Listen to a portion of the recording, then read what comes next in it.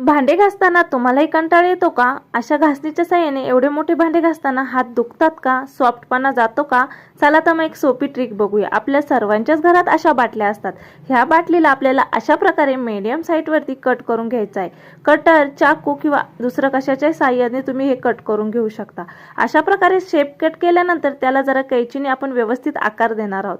त्यानंतर आपण आपली घासणी घेणार आहोत आणि घरामध्ये ज्या जुन्या बुटाच्या लेस असतात त्या टाईपमध्ये आपल्याला एखादा थ्रेड घ्यायचा आहे.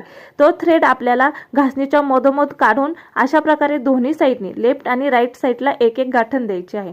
हे बघा, अशा प्रकारे दोन्ही थ्रेड एका समोर एक आले पाहिजे. त्यानंतर आपल्याला ह्या बाटलीतनं हा थ्रेड काढून घ्यायचा आहे आणि घासणी व्यवस्थित अटॅच करून घ्यायची आहे. त्यानंतर घासणी व्यवस्थित ओढून त्याचं जे झाकण आहे बाटलीचं ते पॅक लावून घ्यायचं आहे. हा राहिलेला थ्रेडही कट करून घ्यायचा आहे. आणि बघा किती छान ऑर्गनायझर झालेला आहे. आपले भांडे घासण्यासाठी कमी वेळ लागेल.